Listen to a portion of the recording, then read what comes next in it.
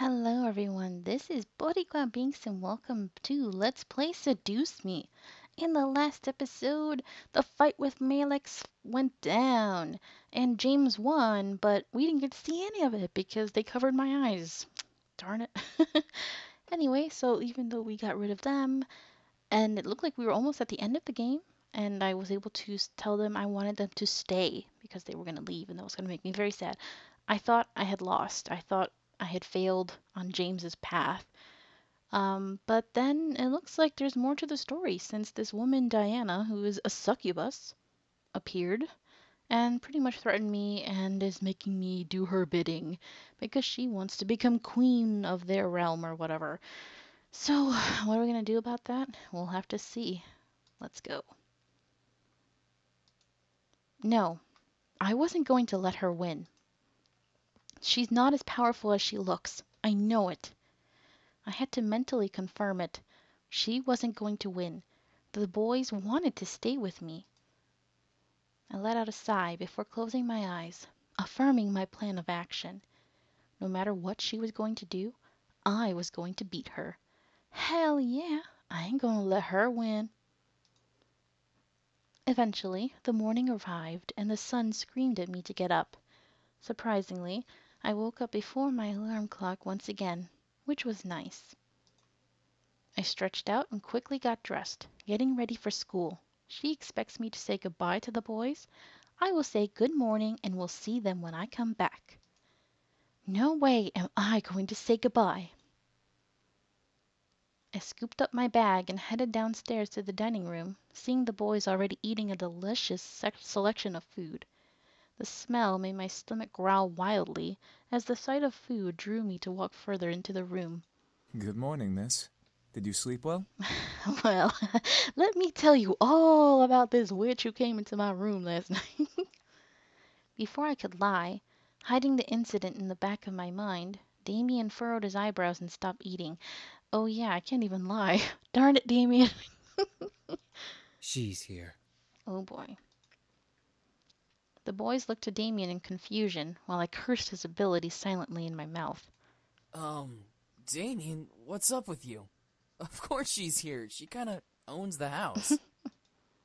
Damien looked to me, wanting me to explain for him. However, the threats that Diana gave me last night warned me to keep my mouth shut. Damien, please don't make this worse. Oh, I don't know what to do. I don't know what to do. What do I do? Do I say something? I don't know what to do. I don't know what to do. I'm scared. I don't know what to do. Yeah. Uh-huh. Uh-huh. I I don't know. I don't know. Crud. Uh, dang it. Does it matter? I'll avoid it. As much as I like being honest, I don't want to risk my family. I shook my head at Damien, not wanting to talk about it. Damien sighed and looked to James. James tilted his head and furrowed his brows at Damien before looking to me. I'm sorry, I want to tell you, but she threatened my family, and I'm sure Damien will figure something out for me. I don't know. He'll have my back, right? Does anyone else live in this house? No. Nope. Just us. Then who is Diana? Oh. Oh, you don't know her? Darn it, Damien. My heart stopped. Damien was still able to read my mind. I couldn't help but glare at him, but he continued to press a hard, tell the truth gaze at me. I sighed. Damien was going to press the issue, so I had no choice but to speak. What am I going to do? This is not good. A girl named Diana came by last night. Diana? Is she important? Wait, you don't know her? Did she try to hurt you? Aw, he cares. She's a succubus. That single word made the boys stop and stare at me. I looked to each boy, unsure of what was going through their minds. Should I have avoided it? So, She's come to try and bring us back. How come you didn't know her name? She must really be desperate. Well, what should we do now? Nothing. She'll give up eventually. Will she? The boys continued to look at me as if I knew the answer to that question. Damn it, Damien! She said that if I told you, she'd make my life a living hell. She can't possibly do that, right? She's not a devil. No, she isn't. However, she is a very powerful demon. Well, great. She's a master of mind manipulation and has been trained in illusion. Unlike other demons who use strength to get power, she uses her charisma. Oh, that's just great. She has the power to make armies bow to her and obey her every whim. That's why she's so obsessed with us. Ooh. What? What do you mean? Well, she sort of has family ties to us. She was promised to marry one of us in exchange for more power. Okay. That sucks. But there are 4 of you who are eligible. One of you, suck it up and marry her and make her leave me alone. I'm sorry. I'm just kidding. None of you should ever be forced into marriage like that. But seriously, she's hot. I'm just saying. She's just some whacked up hussy who doesn't know how to close her legs. Wow. She's not a real threat. Really, Sam? You're an incubus. Why are you saying this? Oh, really? I feel insulted. Uh-oh. The boys and I looked around the room, wondering where the voice came from. I felt cold sweat run down the back of my neck in fear, remembering what kind of power she had. At last, we saw Diana by the entrance of the kitchen, juggling a single red apple in her hand as she leaned against the archway. The boys quickly surrounded me, glaring at the intruder. So, you took up a human name as well. That's why they didn't know the name Diana. Okay, gotcha. Beautiful name, isn't it? Well, for a human name, anyway. What the hell do you want? To bring you back, of course. However, you weren't supposed to know that I was coming. I completely forgot about that little mind-reading ability. My mistake. Phew. See, it wasn't my fault. I didn't tell, okay? Diana pushed off from the archway and walked towards us, making the boys step closer to me in a protective circle. Diana laughed.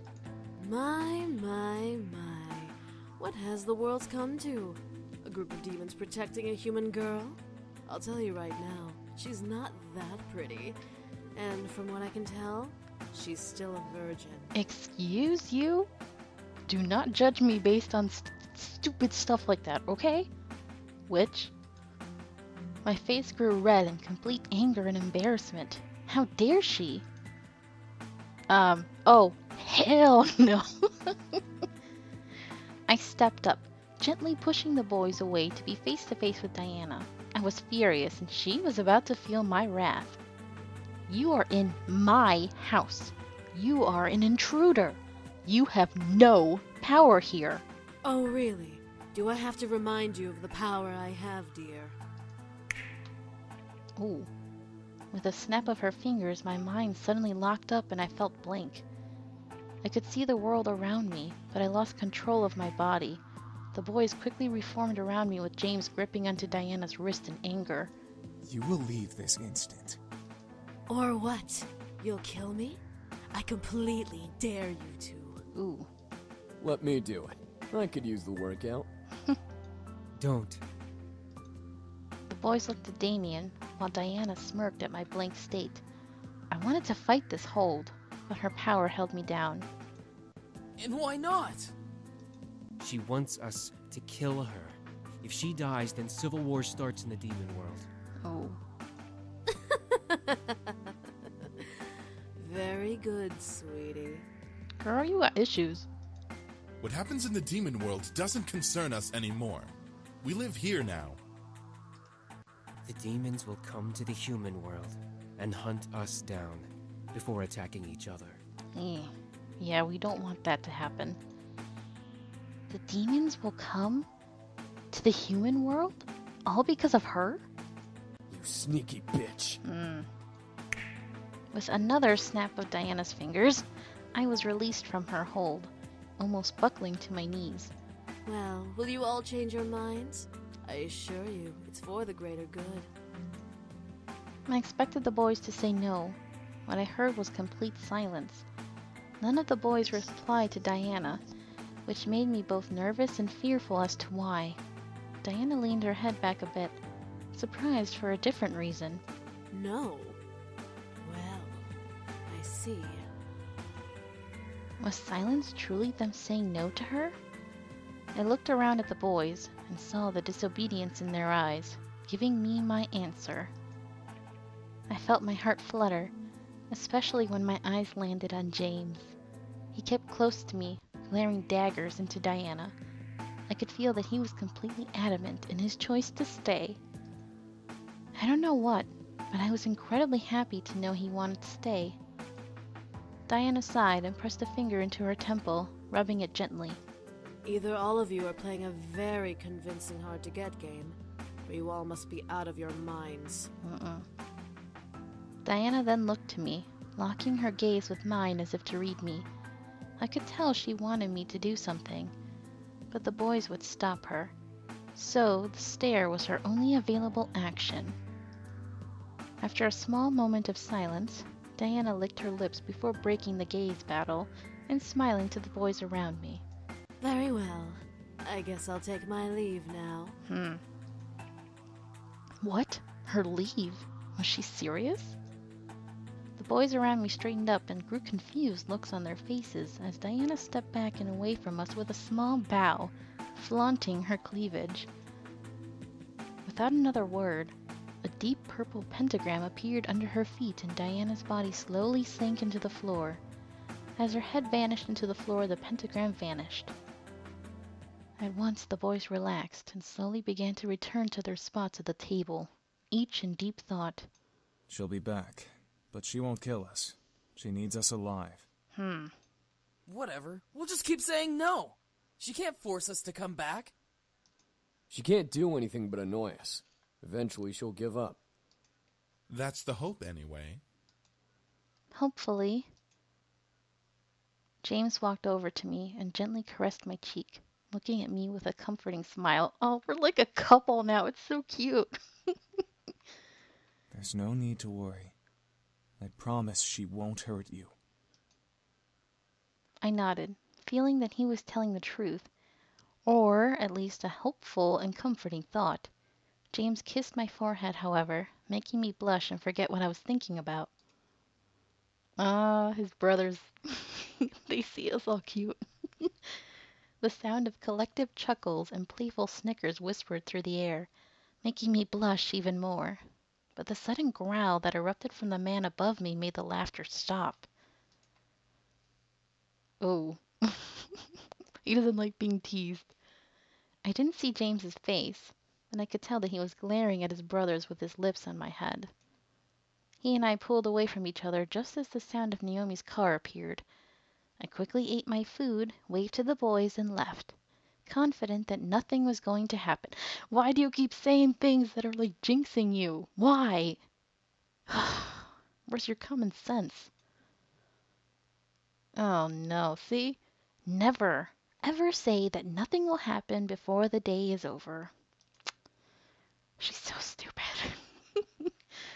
I avoided talking about the ride back home yesterday, saying that the ride was a one-time thing. I'll be riding with you guys from now on to and from school. The girls seemed very happy. We entered the school, quickly gathered our things from our lockers and headed to class. There were no events, to our surprise. History wasn't exactly fun, but our teacher was great. At least he would have been great if he was in class that day. Oh no. Naomi and Suzu took their seats around me. Suzu in front of me, Naomi beside me, before the class bell rang and the class was greeted by the dean. Students, you'll be having a substitute for class today. Everyone meet Miss Diana. Oh, hell no. What the hell? Really? Really? Oh, dear Lord. Why? Ugh. My heart stopped. At the door with the dean was Diana, looking over the students and smirking as her eyes landed on me.